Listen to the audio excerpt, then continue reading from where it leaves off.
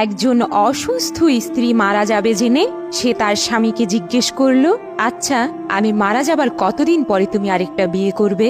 এই কথা শুনে স্বামী বলল, যতদিন পর্যন্ত তোমার কবর একেবারে শুকিয়ে না যায় ততদিন পর্যন্ত আমি আর বিয়ে করব না। স্ত্রী বলল, আচ্ছা, আমার মাথা ছুঁয়ে কথা দিতে পারবে? স্বামী বলল, আরে পাগলি, আমি তোমাকে ছুঁয়ে কথা দিলাম। স্বামীর মুখে এই কথা শুনে স্ত্রী খুশি হয়ে বলল, জানো তো, আমার এত অসুস্থতার দিনগুলোর মধ্যে আজ আলাদা একটা শান্তি অনুভব করছি। স্বামী জিজ্ঞেস করলো, তোমার কথা আর কিছুই বুঝতে পারলাম না। তখন স্ত্রী বলল, ও তোমার বুঝতে হবে না। এর কয়েকদিন পর তার স্ত্রী মারা গেল।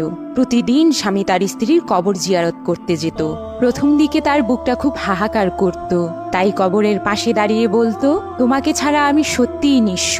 তোমার রেখে যাওয়া স্মৃতিগুলো প্রতিনিয়ত আমাকে ভীষণ কষ্ট দেয়। কিন্তু সময়ের সাথে সাথে কষ্টের পরিমাণ কমতে লাগলো। সেও চিন্তা করলো, এভাবে একা আর কতদিন। তাই অন্য ভাবনা তার মাথায় ঘুরতে লাগলো। কিন্তু অবাক হয়ে দেখলো, এতদিন হয়ে গেল অথচ কবরের ভিজা মাটি শুকাচ্ছে না। এটা কিভাবে সম্ভব? একদিন কবরের পাশ দিয়ে স্বামী হেঁটে যাওয়ার সময় দেখলেন তার শালা বোনের কবরের কাছে যাচ্ছে একটি বালতি হাতে নিয়ে।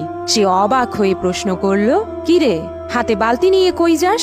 শালা বলল, আপু মারা যাওয়ার আগে আমাকে বলে গেছিল প্রতিদিন ওনার কবরে পানি ঢালতে, এতে বুঝি আমার বোনটা কবরে শান্তি পাবে। এ কথা শুনে লোকটির বউকে দেয়া প্রতিজ্ঞার কথা মনে পড়ল। নিজের অজান্তেই চোখের কোণ থেকে অশ্রু গড়িয়ে পড়তে লাগলো। লোকটি ভাবছে, স্ত্রীর ভালোবাসা আসলেই অদ্ভুত। তার গভীরে না গেলে কখনো তা অনুভব করা সম্ভব নয়। নারীরা সবকিছু ভাগাভাগি করতে পারলেও নিজের স্বামীর ভাগ অন্যকে দিতে চায় না, সেটা জীবিত হোক কিংবা মৃত্যুর পর। লোকটি আবার ওই স্ত্রীর কবরের পাশে গিয়ে বলল, প্রিয়তমা স্ত্রী আমার, আমি সারা জীবন তোমার হয়েই থাকব, তোমার স্থান আর কাউকে দেব না। বন্ধুরা, একজন স্ত্রী কখনোই তার স্বামীর ভাগ কাউকে দিতে চায় না, এমনকি তার মৃত্যুর পরেও না। ভিডিওটি ভালো লাগলে লাইক, কমেন্ট এবং শেয়ার করুন।